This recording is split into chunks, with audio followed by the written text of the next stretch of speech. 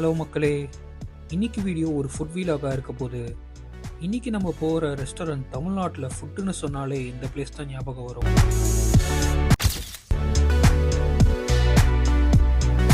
காரசாரமாக நம்ம ட்ரெடிஷனோட கனடாவில் அதை கொண்டு வந்து கொடுத்துருக்காங்க. அப்படி நம்ம வந்திருக்க இடம் தான் இந்த ஸ்கார்போவில் இருக்கிற மதுரை பாண்டியாஸ். இந்த ரெஸ்டாரண்ட் ஆரம்பித்து 1 year மேலே ஆகுது. இந்த ரெஸ்டாரண்ட் ரீசெண்ட் டைம்ஸில் ரொம்பவே ஃபேமஸ் ஆகிட்டு வராங்க. இங்கே சர்வ் பண்ணுற ஃபுட்டு ப்ராப்பர் அத்தன்டிக் மதுரை ஸ்டைலில் கொடுத்துட்டு இருக்காங்கன்னு கேள்விப்பட்டேன்.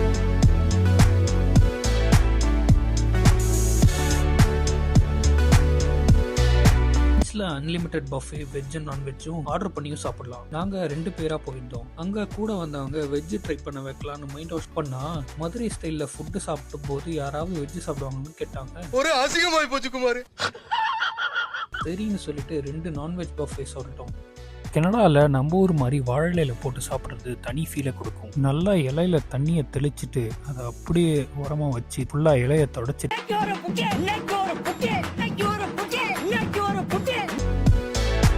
ஃபர்ஸ்ட் ஒரு சில வெஜ் டிஷஸ்லாம் கொடுத்தாங்க.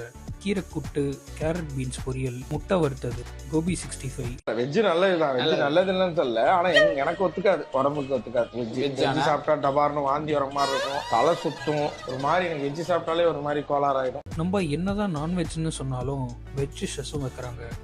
எல்லா இடத்துலையும் அப்படிதான் நினைக்கிறேன். அடுத்து நான்வெஜ் டிஷஸ் ஒன்றா வைக்க ஆரம்பிச்சாங்க. முதல்ல சிக்கன் 65 கையில் எவ்வளோ வருதோ அவ்வளோ அள்ளி வச்சுட்டு போயிட்டாங்க. இங்கே அன்லிமிட்டட்னால எவ்வளோ வாட்டி கேட்டாலும் வந்து வைக்கிறாங்க.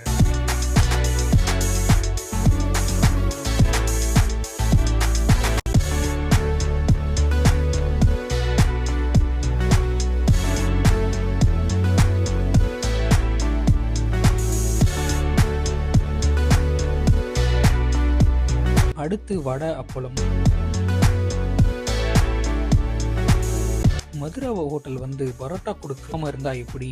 பரோட்டா நல்லா சாஃப்டாவே இருந்துச்சு. அது கூட சிக்கன் செட்டிநாடு கிரேவி வச்சாங்க.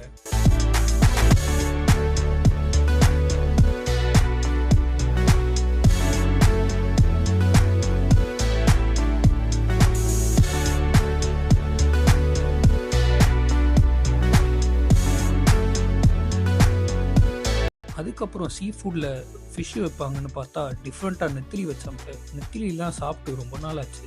ஏன்னா இந்த ஊரில் ஃப்ரெஷ்ஷாக கிடைக்கிறது ரொம்ப கஷ்டம். மோஸ்ட்டாக ஃப்ரோசனாக தான் கிடைக்கும். அடுத்து இன்னொரு சிக்கன் கிரேவி வச்சாங்க.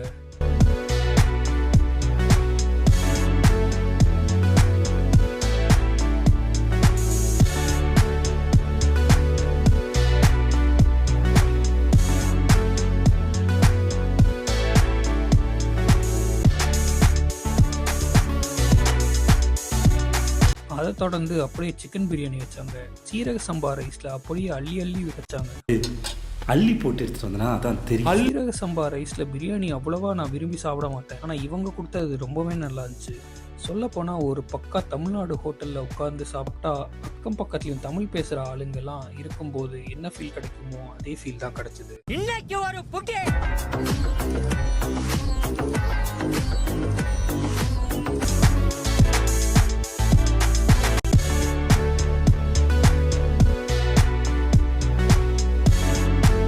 இங்கே ப்ரைஸ் எவ்வளோன்னு கேட்டிங்கன்னா நான்வெஜ் பஃபெட்டுக்கு $26, வெஜ் பஃபெட்டுக்கு $15 கொடுக்குறாங்க. டாக்ஸோட சேர்த்து $29 ஒருத்தருக்கு வருது. இவங்க கிட்ட வெஜ் வெரைட்டி கொஞ்சம் கம்மியாக இருக்கிறதுனால அதுக்கேற்ற மாதிரி வெஜ் பஃபெட்டோட ப்ரைஸ் கம்மியாகவே கொடுத்துருக்காங்க.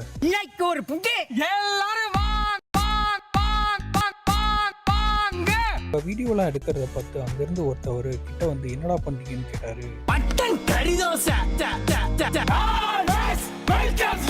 சும்மா வீடியோ எடுக்கிறோம் யூடியூபுக்காக அப்படின்னு சொன்னோம்.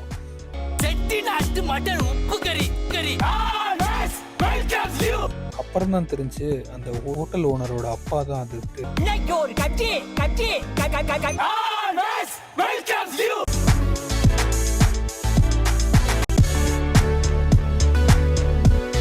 கடைசியாக ஒரு பாயாசத்தோடு முடித்தோம். ரொம்பவும் தித்திப்பா இல்லாமல் சட்டிலாக ஒரு டேஸ்ட்லேயும் இருந்துச்சு. அதை அப்படியே நான் வாழையில போட்டு ரசித்து நக்கிட்டு இருந்தேன். அம்மா, என் பெத்த தாயை ஓவர்டேக் பண்ணிட்டீங்கம்மா, ஓவர்டேக் பண்ணிட்டீங்க. அள்ளி அள்ளி இறக்கிறீங்களே, இதுக்கு பூரா அந்த கையால என்ன கைமாறு பண்ண போறேன் தெரியலையம்மா. போதுமா, போதும் போதும் போதுமா. பரவாயில்ல, நல்லா சாப்பிடுங்க. தமிழ்நாடு ஸ்டைலில் ஒரு சாப்பாடு சாப்பிடணும்னு நினச்சிங்கன்னா இங்கே வந்து கண்டிப்பாக ட்ரை பண்ணி பார்க்கலாம்.